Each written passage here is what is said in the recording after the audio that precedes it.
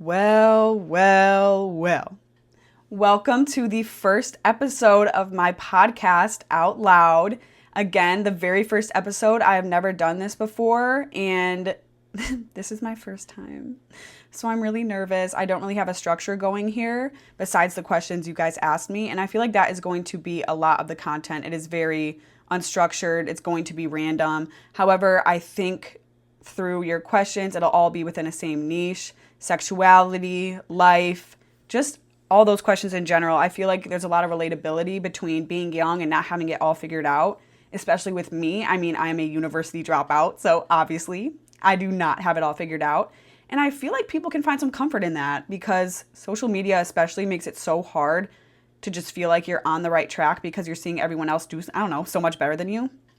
So I created this podcast to create a space for queer people especially, but also women, and just for those who don't have people in their life that they can directly ask questions to or talk to, whether if they're not out yet or it's just embarrassing, which baby, I'll judge you too. But I'm really excited to dive into your questions. I had a queer advice series on my TikTok page, Teague Danny, but it was really difficult for me to answer the questions in the full extent I would like to on TikTok, considering I can't post like a huge, big speech about someone's question that I want to answer. And I was like, you know what? Some of these people deserve more attention than that. So I kind of shifted it over to this. And I love long form content. I am trying to get more into YouTube. I'm trying to figure out editing. Right now, I am an iMovie merchant. It is really difficult. And I spend like 7 hours editing one YouTube video, but I'm really getting the hang of it. So I am on my come up. I am on my revenge arc. I am doing my victory lap. And this is one of those things. And I am so excited to start this podcast and to create a community. I think I'm just going to keep the same. We're the Scissor Sisters all day, all night. And what else would we be called? I mean, Scissor Merchants, Scissor Sister Warlock City. I'm not sure. So if you have any suggestions, obviously drop it in the comments. But through this podcast, I'm going to be answering your questions that you can submit in the link in my bio on the link tree, on either Instagram, TikTok, anything like that. I have an Out Loud podcast Instagram page, but it is on Teague Danny, Teague and Kelly on our TikTok. So you can find it anywhere and submit a question, and maybe you'll just get lucky enough to have it answered by the GOAT. And I'm not saying that you should take my advice through these questions, but I really hope they can help somebody. And if not somebody, then me, because I feel like a lot of times I can definitely take my own advice, but I don't. So I'm very excited for what this podcast is going to turn into. I'm going to try my very hardest to keep up with it every week. Unlike YouTube, I know I was on my YouTube journey and then I just flaked. But for this, I'm just so excited, and it's genuinely a passion project for me. So I think I will have no trouble staying on top of it and all of your questions. And I feel like we can all learn so much from each other. And even if it is in the comments and people just helping one another, I'm very excited to just have a space like that, because where we are, like as a society, I think it is very necessary. So I'm honestly just going to dive into the first question. Question 1, how did I know I was gay? Okay, so given this is the intro, the first 3 questions are kind of directed towards me because I'm conceited, but I just want you guys to kind of get to know me at a deeper level. So maybe some of these can make sense, or you can see that I am an elder when it comes to, I don't know, queerness. Not really though. I'm still considered a baby gay. I've only had one girlfriend, but damn, have I been put through the ringer by these women. But the first 3 are going to be more directed towards me, but then I'm going to dive into the advice segment section where you share a dilemma or a scenario you're having issues with, and I come up with a solution. Maybe. It's probably one you have already thought of, but maybe it'll feel better coming from someone else. So, okay, question 1, how did I know I was gay? Baby, I liked girls in kindergarten. I remember being on the playground thinking like this one 5th grader was fine AF. And I was literally in kindergarten. I've always liked girls. And that's why I get so enraged when people are like, oh, like being gay, like it's a choice, or like, why are they choosing to make their life harder when you could just be straight? Baby, if it was a choice, honestly, at this rate, Maybe if I was younger, I would say absolutely not, I'm going to be straight. But as I've really come into my own and just grown up and realized like the things that truly matter in the world, not what people are going to think or judge me for, I would choose to be gay all day, all night. And also in high school, I had a boyfriend and I was ultra repulsed by men. Like so repulsed by men. Like even the men I would bring on my homecoming dates or would go out with, it was never a good experience because I just genuinely did not have that connection with them. I didn't have that attraction. So it almost felt like a chore. I remember going on a Qdoba date and then we went to the mall and I made my mom call me and give me an excuse to get out of it. I had an ex-boyfriend. It was during COVID time, so it was a glorious time for me. Not COVID, but like I didn't necessarily have to see him because we were all in lockdown, which that was such a clutch moment for me because I didn't have to see my own boyfriend. And when I did, I was super upset. And he literally, this said boyfriend, he also cheated on me. He was like asking another girl for nudes and hanging out with her when I wouldn't know. And I genuinely did not care. I mean, we of course broke up for a plethora of reasons, but genuinely, typically when your partner cheats on you, you should care, be heartbroken. Danny genuinely now, like even if I dream that she cheated on me, I'm like, all right, I'm going to be in a bad mood the rest of the day. So when my boyfriend cheated on me, I was like, oh, okay. And I was like, I don't know, like the big deal. Like when people get cheated on, like just break up with them. But it was just because there was no attraction there. Didn't like him. Didn't find him attractive. He was also not a gentleman. Didn't care like anything he said. He would say the F slur. And considering I was a closeted lesbian, I was like, oh, you can't say that. And he was like, yeah, I can.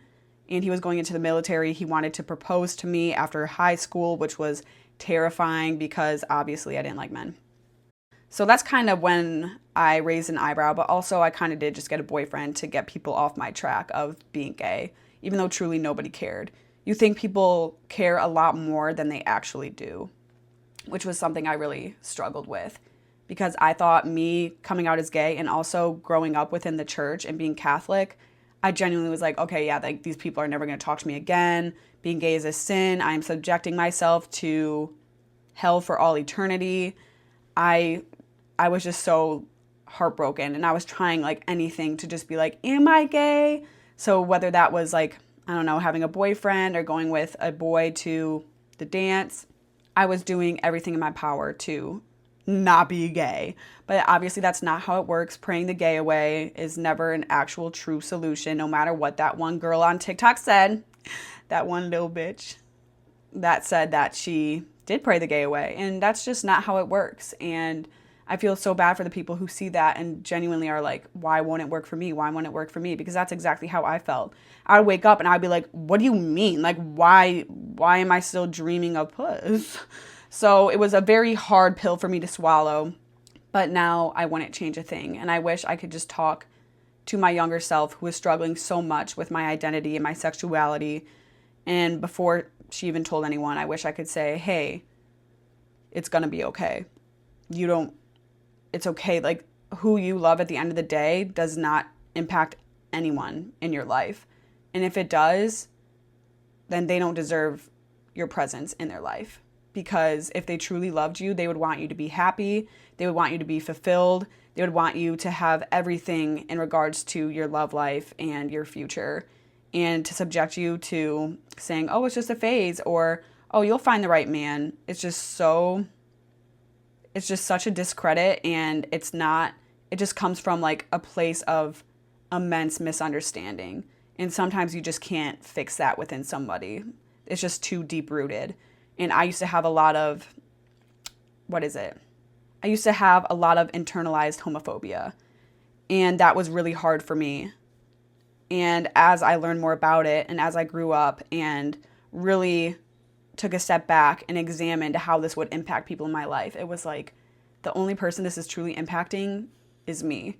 And now I'm at a place where I can imagine not being gay. The people in my life accept me so much.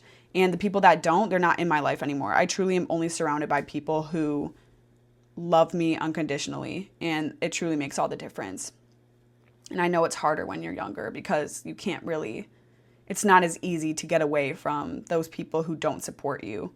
But I promise, once you are out of the high school trenches, you will escape, honey, and it will be beautiful. There will be a rainbow, and there will be drag queens voguing for you at the end of the rainbow. It's just about getting there. And especially me growing up in a village, it felt like it would be impossible. And I still live in this village. I live with my parents. I'm 22. But you will make it out and it'll all be okay. I like how I answered that like it was a advice segment question. I mean, I guess somebody did ask me that, but I just wanted to reiterate that I would not change a thing now. And the path it took me to get to where I am today. And it is a lot of work, but it's not anything you can't do. Question number 2. Can you do a story time of you and Danny's first couple dates? Yes. So Danny and I we met in high school. I was a sophomore on the JV tennis team. I was not very good, but thankfully neither was Danny.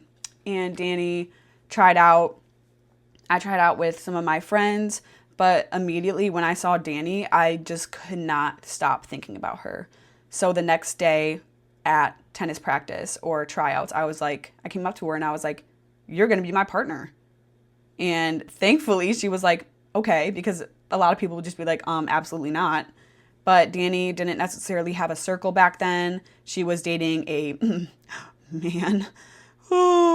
So I didn't understand the way I felt towards her because at that point I had not completely understood that I was gay, but I knew I really, really wanted to be her best friend.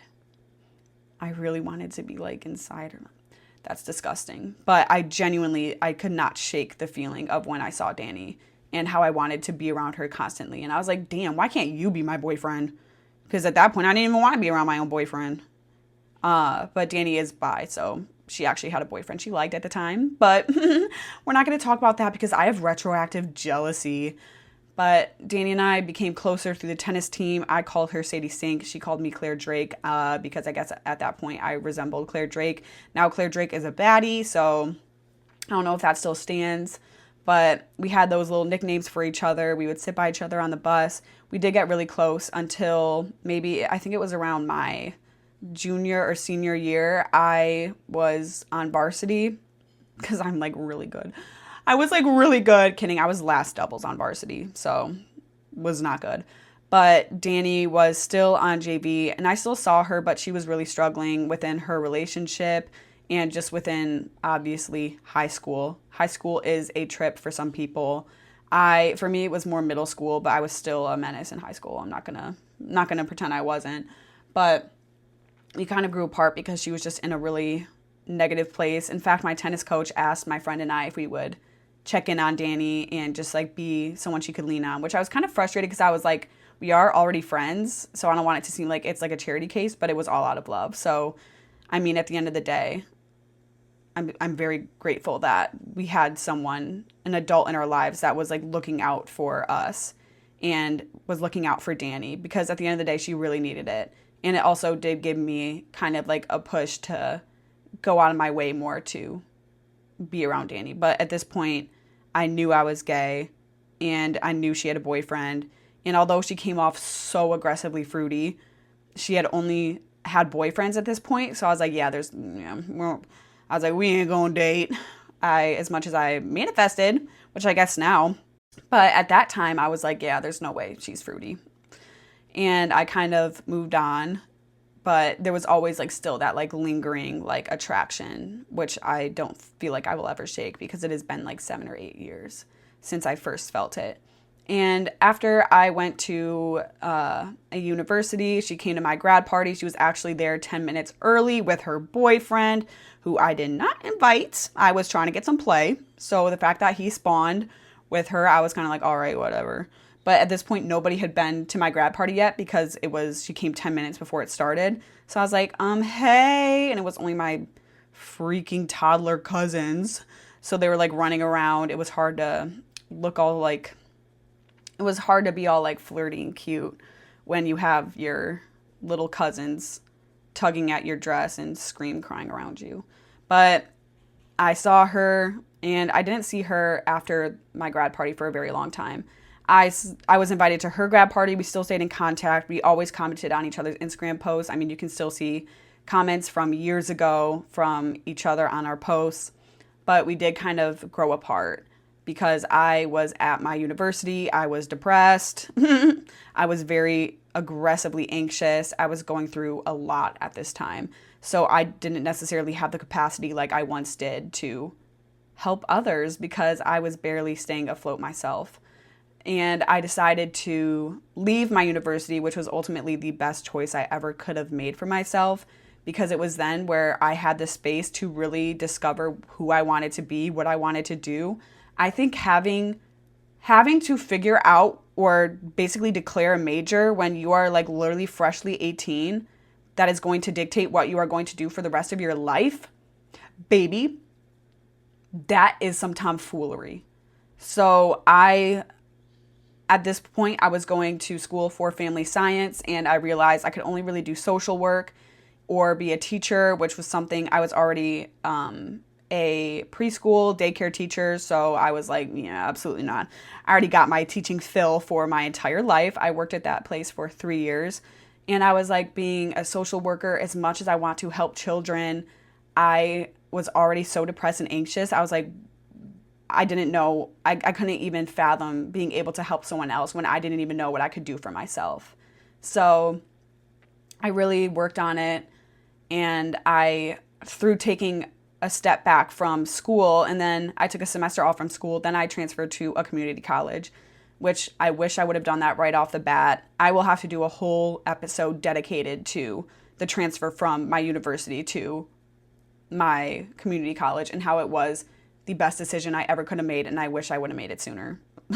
Babe, don't remind me. I wish I could have made it sooner, but I didn't. And I'm grateful that I even went there to begin with. It was a huge strike at my pride. I literally was like, wow, I am at community college living with my parents working at a daycare. Like, can you really get any lower than this? But I was really working on who I wanted to be. I was doing a lot of self-work. That is when I discovered that I wanted to be an actress. I still really do.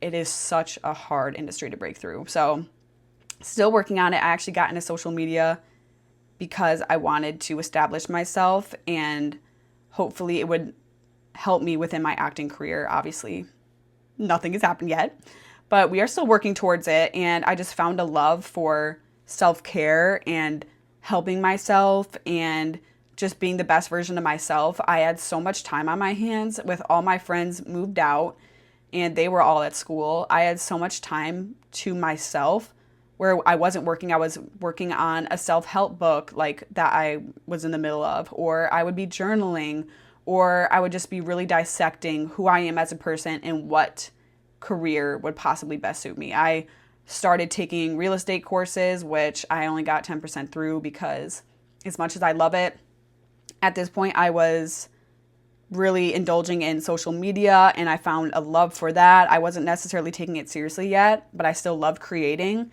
And I knew I had like a creative mind, but I was like, girl, what the fuck? Girl, what you gonna do with that? Not in these streets.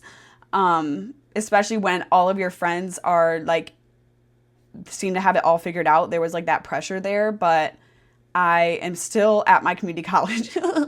Well, I've graduated, but going to community college was not just only the best choice for the like outlook of my life and like how it impacted me and how like things changed for me ever since I decided to go to community college, which I didn't even know I was going to. I literally woke up at my university and I was like, And that day I was like, yeah, we gonna move out.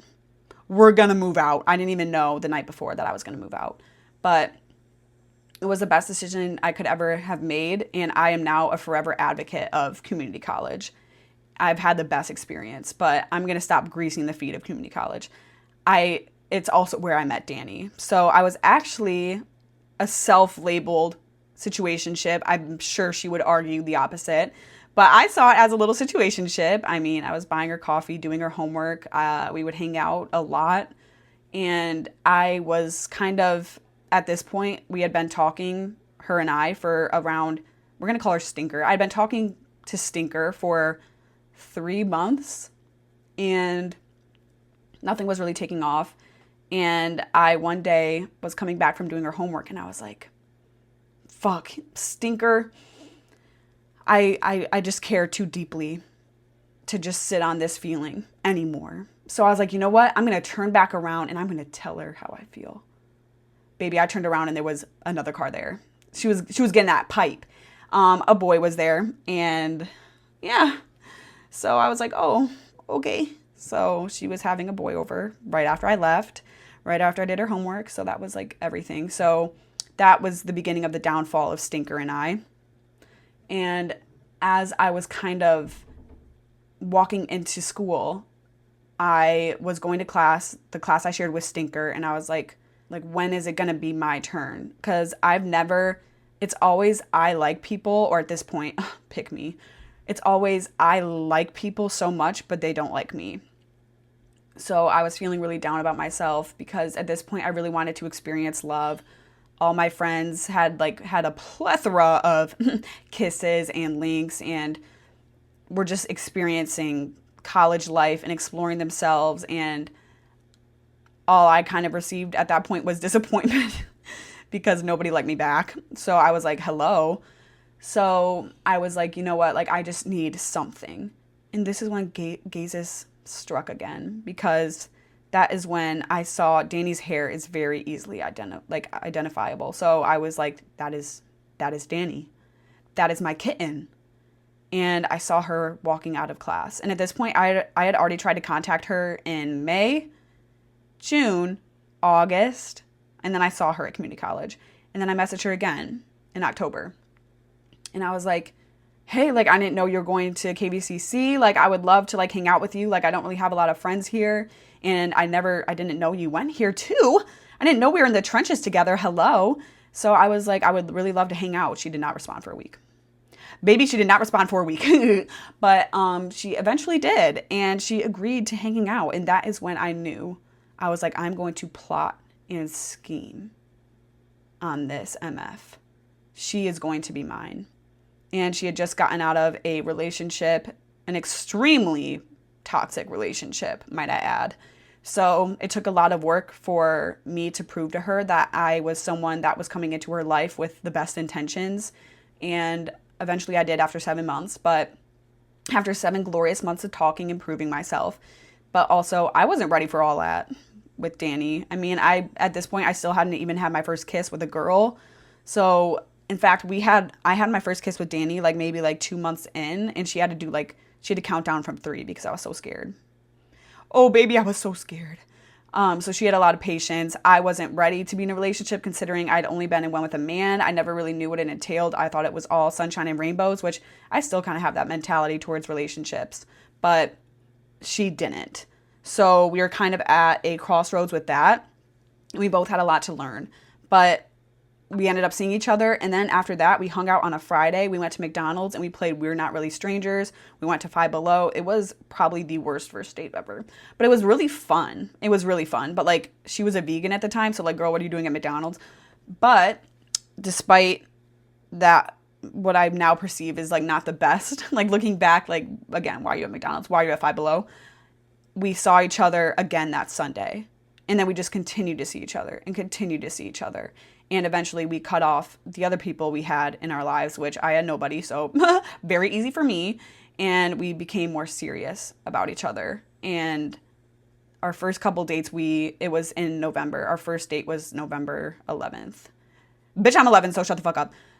We went to Christmas lights. We did all the cute little Christmas things. We'd have a Christmas movie date, a lot of Christmas crafts.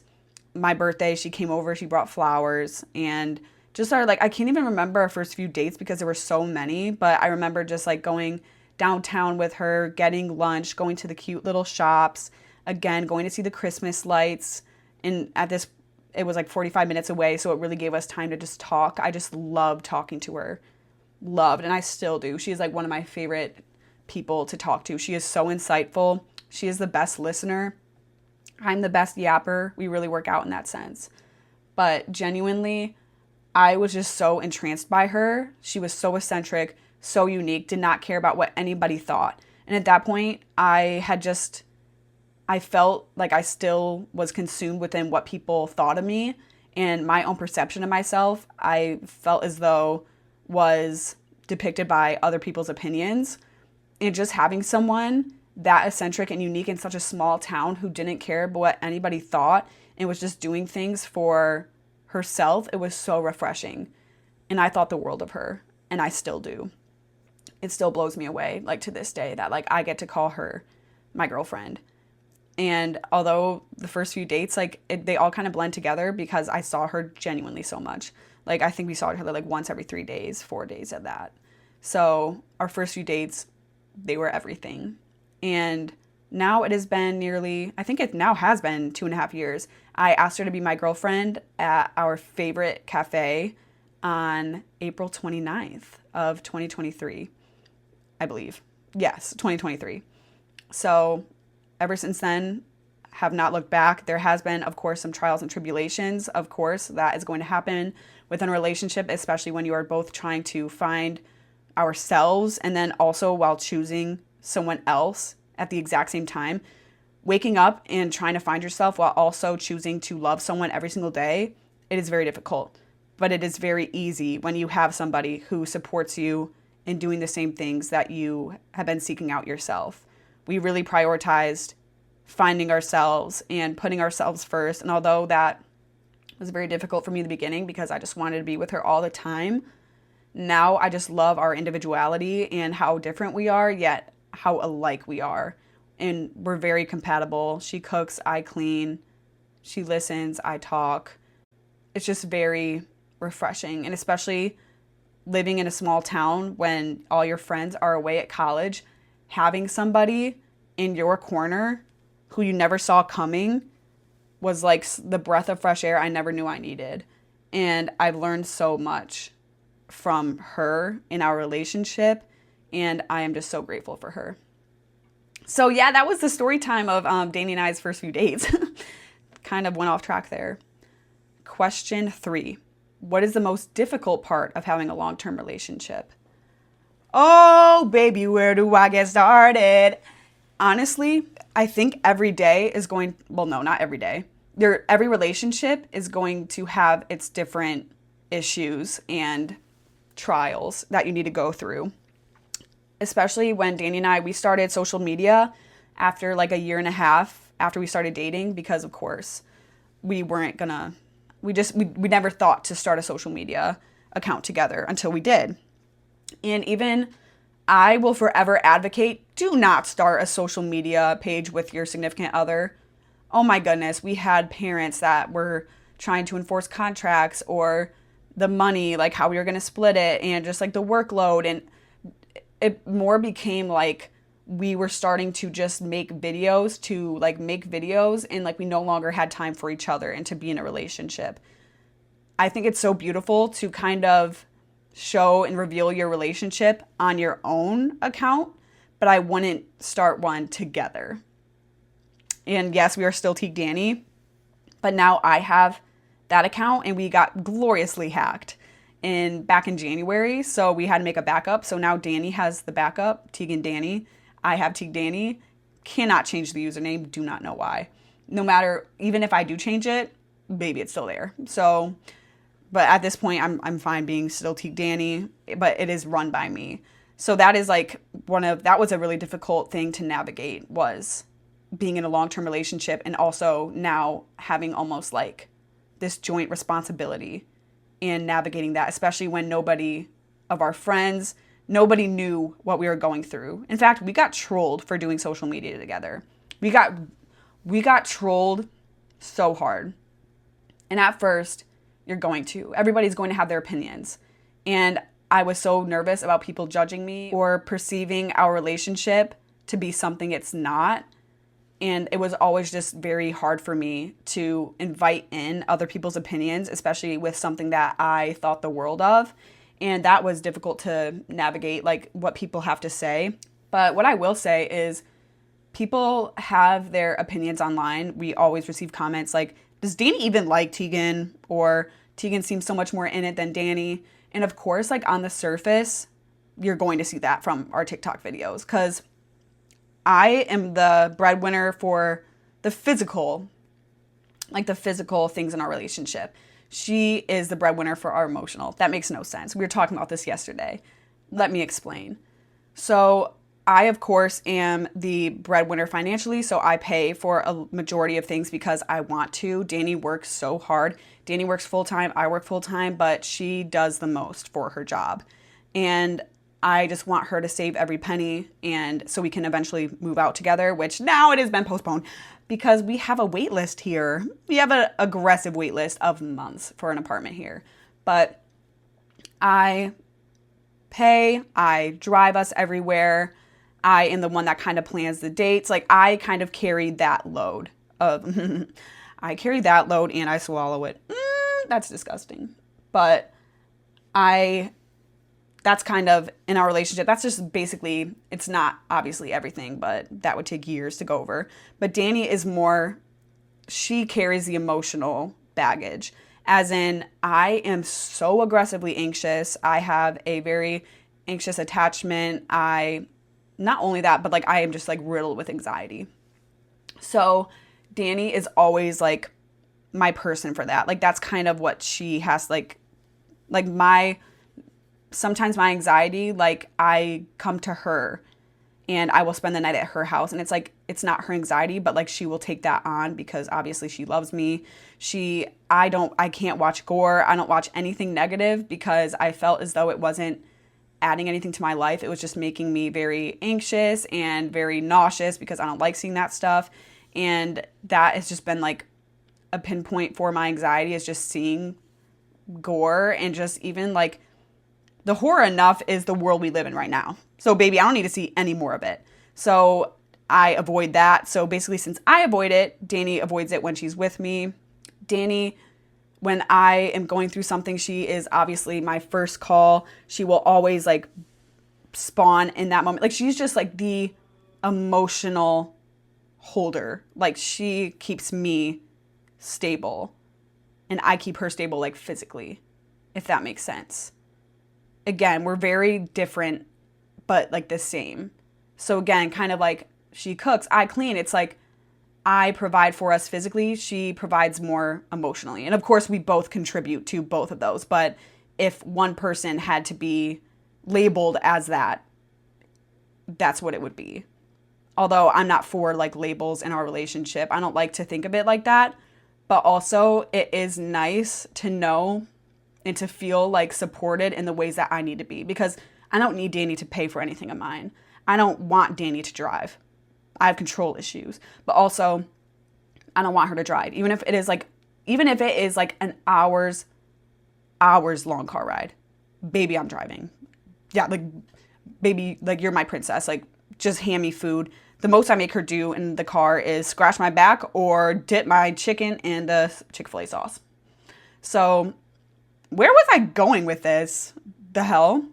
Basically, we have our roles, and the way we love someone is very compatible with each other. And I never fully grasped that until recently, like how much Danny takes on my anxiety, whether it is avoiding gore or like she won't talk about something if it's late at night and she knows like it could mess with me a little bit. Or if I'm anxious, she'll come over and she'll spend the night with me. Or she's just always, every phone call, I call her at every inconvenience. She rarely like has to call me for that. Like she just calls me like to say goodnight or to like to check in. But like, I don't know. I'm very grateful for that. Just having someone who will always listen no matter what. She's just kind of my soundboard, especially because I have OCD and ADHD. It really helps me to say the things like my schedule out loud, or going alongside that, like I have to sleep with brown noise. She will sleep with brown noise because she knows I have to. It's more those things, like the sacrifices like she makes. That's not necessarily like, it truly is the little things at the end of the day within a relationship. So that's something that we've had to navigate, and it used to be a difficult part in our relationship because everything seemed so imbalanced, but then it was like, wait, no, like this is where I thrive in and you don't. And like the opposite, I don't thrive in this, but you do. And it's like acknowledging that and being like, how lucky are we that like we have someone in the opposite field that can carry that weight so I don't have to. But in the beginning, it was really hard because it was like, why, like, why don't you ever pay for me? Or like, why don't you drive? And it's like, it doesn't always have to be 50-50. Like some parts, like some days I'm going to be at 80 and she's going to be at 20 and I'm going to like have to help her. Or some days I'm going to be at 5 and she's going to need to be at 95. Regardless, like we're always trying the best for each other, but finding that mutual understanding that we are two different people who are like both choosing to love each other, and we're not always going to like be able to do what the other person is good at. Like that is okay. But that took a lot. And also identifying what was negative for our relationship and weeding it out was very helpful. We've had some, along with starting social media, we of course received a lot of opinions from close friends, family, relatives, anything. And it was oftentimes very hurtful. And I would be like, you know what, like it's okay. It's like, this is like our journey. We don't need anyone else's validation. And Danny was more from the side of, no, we shouldn't have these people in our life. Like they don't deserve us. Like we're trying to like make something work here. Like we come like from a village. Like we're trying to like build something that's like important. And like we're trying to get some representation. And these people are just kind of holding us down and being negative. And we don't need that in our lives. And it was just very like, we saw it from different angles. And it was once I kind of more realized where she was coming from. I very much like seek validation from others. Ugh, another flaw of mine. I mean, I do a lot for myself, but it's nice to be told like when you're doing something good. So then when people that I was close to would be like speaking negatively on my social media presence, it was like, wait, I'm trying really hard here. I'm trying really hard to like make a difference, not just in this like small community, but like I want to be like, I want to express myself creatively. I want to be someone that people can relate to.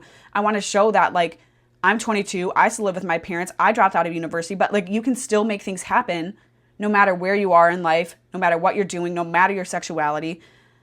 And I wanted other people to validate that. When Danny was like, we don't need that in our lives. We don't need that negativity. And it was only until like we removed ourselves from said friends, family, relatives, when we really took a step back and we were like, okay, what friendships in our life are truly fueling us as people?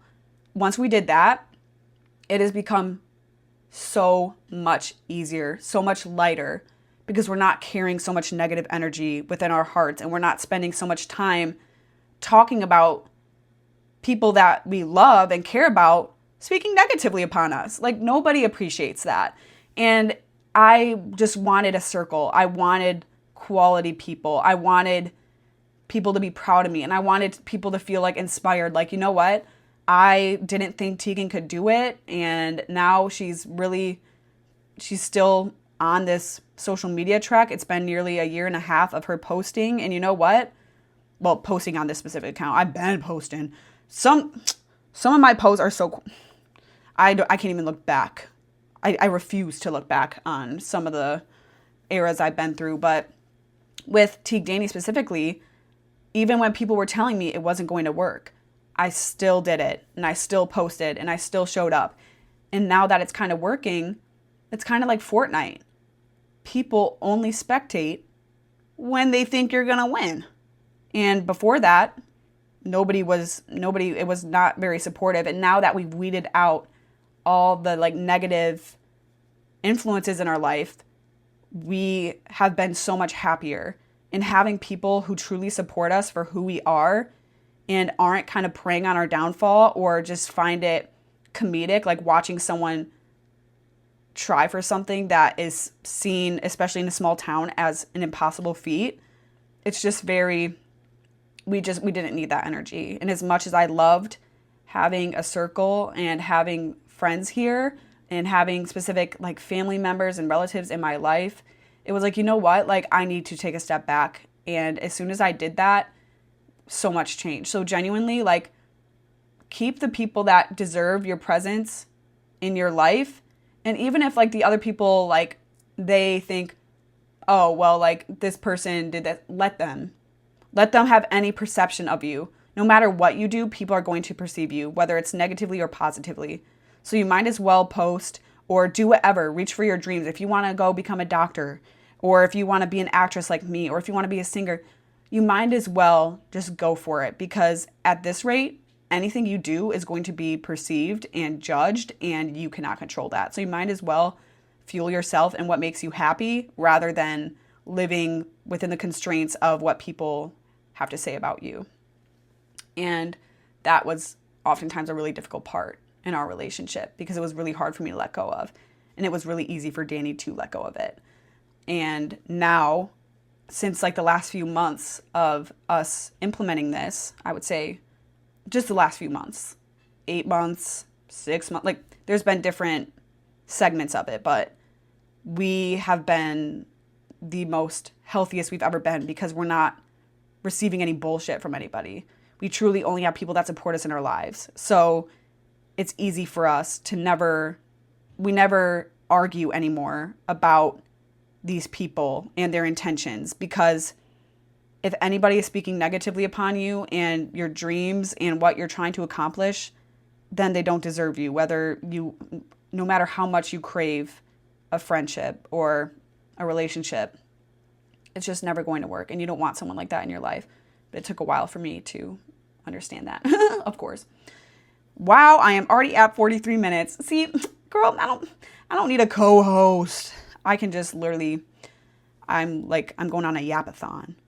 So considering we are already at 43 minutes, I might just answer another one regarding myself, and the second episode we will start diving into the advice segment. And that is what this podcast is going to be. It is going to be you guys submitting, whether it is a story time or a question or a query, anything that you want to submit, you can. And it could potentially be on this podcast. That is what it's going to be. It is not going to be these questions about myself. Although I love talking about myself. I'm kidding. I just wanted my first episode for people to truly kind of hear where I'm coming from and kind of get some insight into what this podcast is going to look like. It is genuinely going to be just me. I don't know if people are going to kind of be turned off to that. Danny, of course, will make some appearances because, she's my freaking kitten and I'm alpha. But until then, right now, this is what it's going to be. And I just wanted to give people some, before I just dived right into it, although I literally said I was going to dive right into it. This is how unstructured it is. I literally just decided that today I will not be getting into the advice segment section yet. That will be next episode. Next Sunday, it is going to come out every Sunday on the holiest day of the week because, hello, gazes. But you guys are going to submit, and that's what it's going to be. It is going to be a podcast solely based off what you submit. And occasionally, of course, I'll answer a question if someone asks about myself, or if it relates to a scenario that somebody is in, or if it's just something funny that's happened to me. Like, damn, like I have such bad luck. Like before Danny, oh my word, I was in the trenches of WLW hood, Walla Wah hood, but now I'm not. And I want to be someone that you guys know, hey, she made it out of it. Hello. Okay, this is the last question I will be answering about me today. Of course, all day, big T. How many kids do y'all want? So Danny, considering we've been in a relationship for 2.5 years, of course we have talked about this. Nothing is set in stone, obviously. But if we do get married and if we do have children, I want 3. I want 3 kids, but also if I can afford it, I would potentially have a 4th. I feel like a lot of, considering what family you've been in, you kind of want the number of kids you had in your family. But 4 kids is a lot. And I want to be able to give my children the entire world and more. So for me, I just want to be able, whatever I can afford, but also I really want 3. I've just always kind of seen myself with 3. So that would be a goal of mine. But I also don't want to bring another child into this world if I already have 2 and I can't afford it. So it's going to be largely based off of that. But if money was not in the question, I would have 3. And Danny, she for a long time didn't want any because, of course, she's only been really exposed to the children that, I don't know, run rampant around the grocery stores or are just screaming their heads off or throwing a tantrum, rolling across the floor, licking the floor, doing all that unnecessary stuff. That's all she's been exposed to. So for a long time, she didn't want any. And she's still somewhat on the fence, but now she's very open to the idea of having a kid. She initially said, oh, I'd have one. I'm like, baby, we're not having one because they need a friend. So I'm treating like a child, like it's like a guinea pig where it gets like depressed if it's like alone. No, I really want multiple kids. And Danny is very open to one or two, but once you get two, what's a third?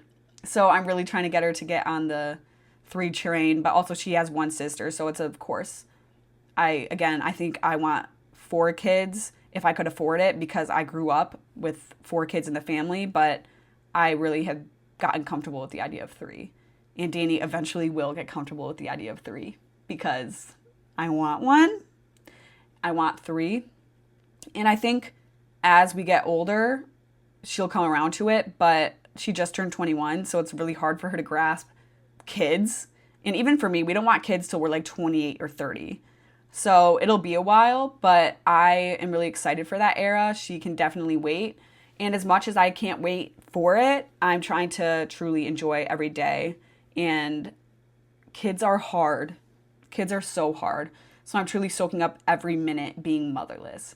But I am excited to be a mom one day. And even if it is just 1, or if it is 3, or if I have the money for a 4th, I believe that I was made to be a mother to some extent.